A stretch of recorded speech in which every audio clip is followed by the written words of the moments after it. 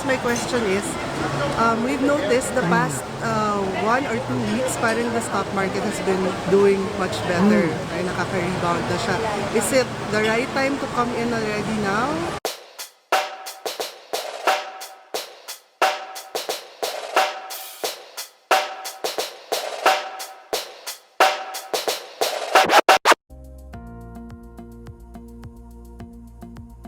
Hi guys, so we're with Rochelle. She's from Australia, migrated to Australia, but she's here visiting ba, or you're here regularly also? We're here in the Philippines regularly, Okay. so still very much in touch with what's happening here in Manila. Okay. And So, happily so. so she's also an RFP, but I'm taking this time also to answer her questions. I told her before this video, ask me anything. Wag lang siguro power dressing kasi wala akong alam sa ganun. But anything from finance, business, entrepreneurship, investing, ask me. And if you guys have any questions as well, just comment below. And if we have time, we'll try to answer it. So there, go. Okay, so I guess my question is, we've noticed the past 1 or 2 weeks, parang the stock market has been doing much better. Ay, nakaka-rebound na siya. Is it the right time to come in already now? Okay, I need more context into that. No? When you say, is it the right time to come in now? Are you trading or are you investing? Investing. We usually invest through mutual funds. So, index funds. Tapos, next question, are you sensitive with buying it cheap or you're not sensitive about the valuations? Not really. We're not really looking after the bottom talaga. Just, just to manage the risk and to make sure, of course, that at the end of the day, we earn. It's not anymore as it's not as cheap as what it was October last year. Yes. We're not there anymore. I also advocate that you don't look for the bottom, but you need to have price points when you know it's cheap valuations wise. We're not there anymore. If you're following the index, kasi one thing you need to consider is it's still a price game, meaning you buy it at 8,000, it goes to 10,000, oo nga umakyat siya, pero is the return significant enough for me? Whereas if you bought it lower, the return is bigger. It's always true that it will always go up. Pero, how about the return? How significant is the return for you? So, if you're investing long term, the best time would have been a couple of months ago. If you're coming in right now and you have a longer horizon, you need to put into consideration that you're buying it not anymore the cheapest point. Should it go up, your gains are not as big. So context also, 2013 the index hit 7.4. 2019 we are 8,000. So biruin mo, in a 6-year period, from 7.4 to 8,000, you only went up 600 points. So that's not even 10%. Holding it for 6 years.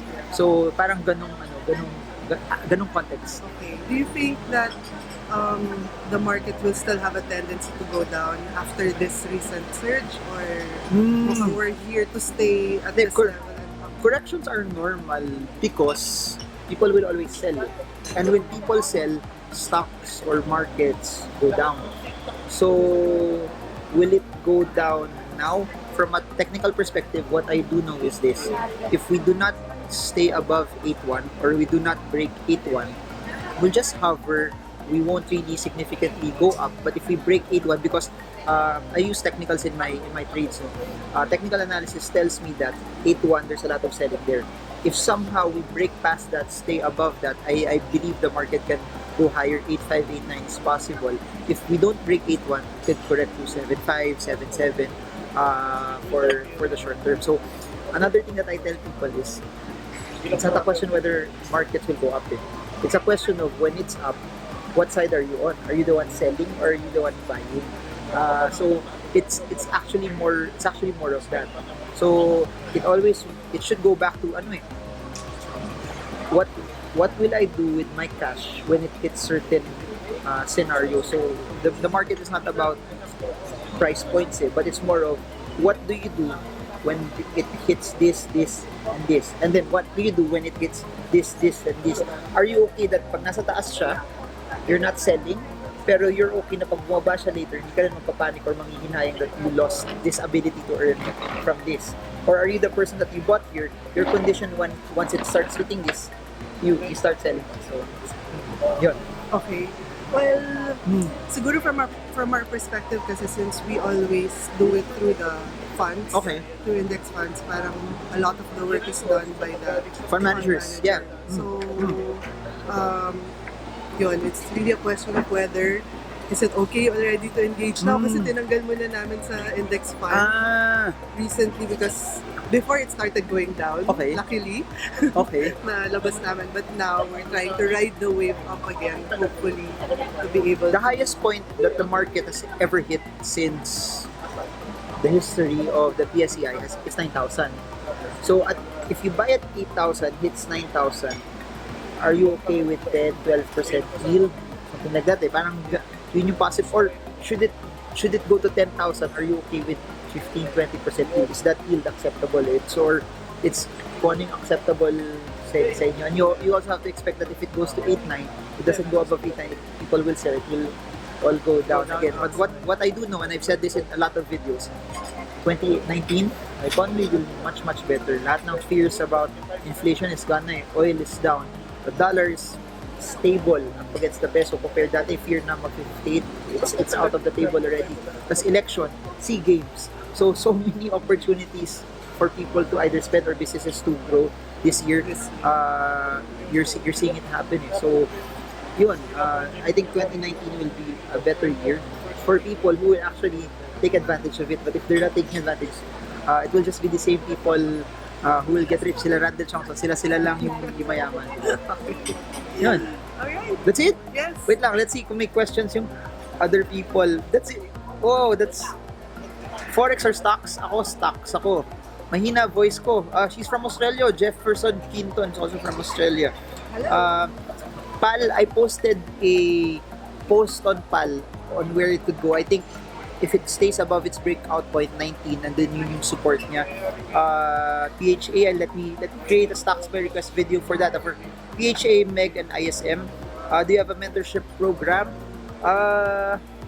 For Carl D, sige, I'll tag you after. That's for real estate naman pala. PAL, PHA, okay. That's it. No more questions mo. Well, I guess, sige, one last question. Oo, Is it still better to do stock picking, like to buy your own stock, or just do it through a fund like we used to? This is what I tell people. Do both.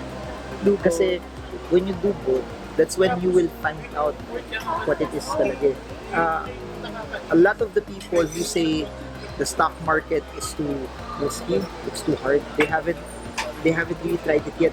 But once they start doing it, they find out na, uy, it's not so hard pala eh. So that's my suggestion. Put a small amount. Put a small amount in mutual funds. Put a small amount in the stock market. Then once you get the hang of it, whatever you see is working for you, or if you see na kaya ko para itong stocks then put more. And I'm not saying this out of academics. I'm saying this na talaga out of real life experience that if you're investing in a mutual fund that's buying Ayala Corp, Ayala Land, SM Prime Holdings, BDO, why not buy those 5 stocks and buy it yourself? Kasi same lang. That's from that perspective. I'm not saying mutual funds are not as good because they're good. Also, I have mutual funds also, but try it. Try to see what's the best that will work for you because sayang eh. That's why 1% of the population, alam mo yun, there's only a small portion of the population that grows as much in their wealth because they're the ones who are exploring investments that everyone else hasn't tried. So, learning through doing. And I'm invested in Bitcoin. People have so much negative concepts about Bitcoin, but my mentality there is what I put there, if it goes to zero, I'm okay, kakain pa rin ako araw-araw. But if it explodes to something big, okay ako. That's why I'm looking for startups because if this startup doesn't go anywhere, it becomes zero, okay pa rin ako. But if it becomes the next Uber, it becomes the next Airbnb, it becomes the next big thing, it's and you all know this, you're business people. You only need one good business to boom. even if the 9 others fail, okay lang. And ayun, yung importante lang for every business person, as long as cash flow is there, they're okay. And then tapos covered ka pa ng may cash ka pa na buffer. So as long as hindi mawala yung cash flow mo, you can be as aggressive as you can sa investments. And that's how I do it. And that's why even before I've been investing in Facebook stocks and other things that people think is risky, because for me, as long as I know money is coming in and I'm covered naman, I can take as much risk as possible. So my suggestion, try it. For me, it's one of the best investments out there that no one ever tries. That's one. Coins.ph is the platform for one of the largest for Bitcoin in the Philippines. 5 million subscribers. Sa Philippines, only 800,000 sa stock market. There's even more people doing Bitcoin now than stocks because no one invests in the stock market. Coins.ph. Coins.ph, yeah. So, I don't know sayang. I think there's so much opportunity. This is one of, and another thing pala, and I say this all the time, the internet has changed everything. 30 years ago, for you to be able to decide properly, you'll need data from the newspaper the next day or call someone who's in the trading floor. Today, it's in your phone. Even if you're in Australia, you can trade it. Dati, mahirap yun. Nasa Australia, katatawagan mo pa yung broker mo long distance and you don't know what's happening. The internet has made everything easy for everyone to be able to trade and make money already. So if we want to buy our stocks straight, like, stock pick, what's the best platform for us who are overseas? Anything that's online. One that has an app, I think is better kasi it's easier for you to navigate. But anything that's online is okay kasi as long as you get to transact anywhere you are in the world, okay pa. Tapos since online, cheaper. Commissions are very cheap. You buy Jollibee, hold it for 30 years, you don't pay anything anymore. The only time you pay is when you buy it. Commission lang ng brokerage. That's it. Because every time you get dividends from that. And eto pa, and this is what people don't see and that's why I want people to invest in the stock market you put your money in time deposits, you get this percentage. You buy, for example, GMA7 has 10% dividend yield, so it doesn't matter how much it fluctuates, as long as kumikita sila, may sobra sila, you get 10% dividend yield and you don't get that in any product out there. So regardless if the stock price drops 10% tomorrow, it doesn't bother you because you only lose money when you sell it. What if you're not selling and then you're just getting the dividends? And people don't explore that. And dun ako nanghihinayang kasi there's so much money sleeping that's not used that if they use it, mas mapapalago nila. And that is if the company doesn't grow. What if you buy Globe? Globe gives you a high dividend, but the stock price is also going up.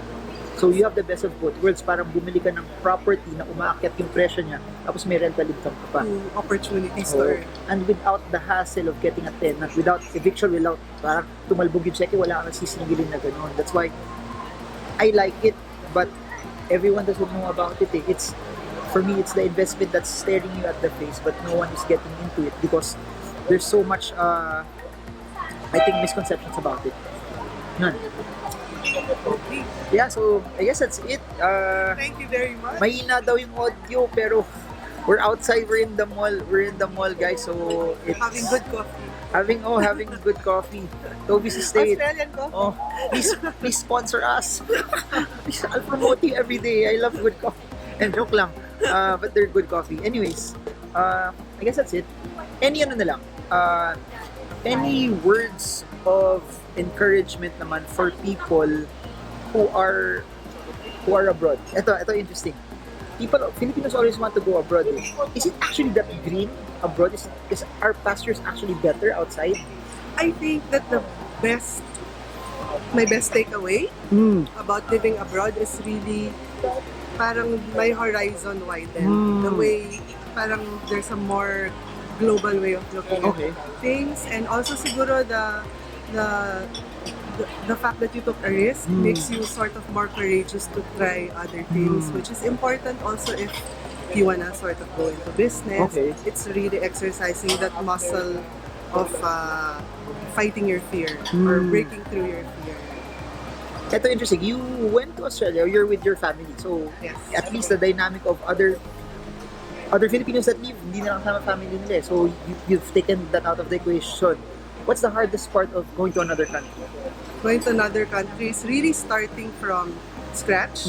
Like, especially kung medyo nasa comfort zone ka here in the Philippines, you know, you have your friends, you have your family here. When we left, me and my husband, it's just really the two of us and our two kids. Okay. So, I think that's the hardest part.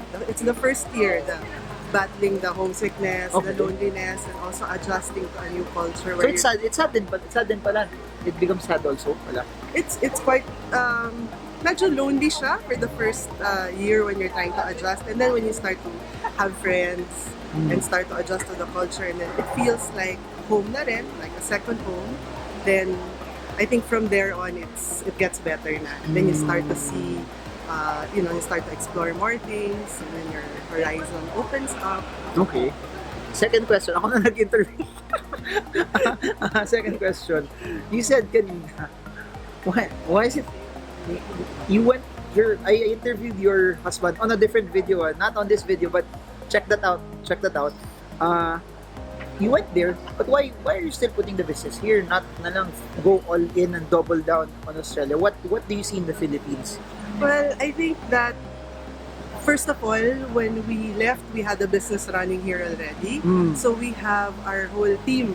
We have a team that depends on the business. So that's how many families that are dependent on the company. So it's more of ano rin yung parang yung impact nyo to that group of people working for you. Yeah, so it's our responsibility towards our team, the people that are part of our team. Secondly, we also see a lot of growth pa rin here in the Philippines in terms of business.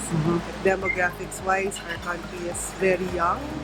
And so, especially in retail, since we're in retail, you can see talaga that retail market here is very, very active. Madami ng you've noticed it naman, madami ng pang mas malaking spending power now eh. I've seen it eh, na, Definitely. I don't know if we're in the same age group, no, but when we were younger, pag 17, uwi na, kain na kayo sa bahay. 30s naman ang age group natin. 30s yun. 20s. Ayan, 30s. So, di ba, ngayon, when you're pag 7 p.m., everyone's out there. Yeah. Everyone's either shopping, buying, doing stuff. Eh. I think that has changed, and that has a lot to do with there's more spending power now. Before, pag mag-coffee shop, social ka eh. Ngayon, wala nang ganun stigma. It has become parang normal. Yeah. Tsaka, I think that we've also, because we've opened up to a bigger market through the internet, and a lot of Filipinos are traveling a lot also now. Parang the ideas that we pick up from our travels. Yun nga eh. Parang ang ganda kasi very world-class. Our businesses, our brands are very I really think people should travel, because when people travel, it opens their mindset. Yes. So we can learn, elevate also our standards, our process of doing things. True. So, yeah. Key takeaway from this, gumastos pala kayo na wala kayo mag-travel. Joke lang. But, yeah. For me, traveling is learning. Yes. It allows you to see the world from a different perspective. And it's not there are things that you can learn from traveling that you do not get from books that are much better. Kasi it's experiencing it firsthand. And you get to see so many things that can't be seen in other things. So yeah, you have a question pa or wala na? Good. Thank you so much. That's it. I'm doing this kasi magkaka-coffee maker yata ako.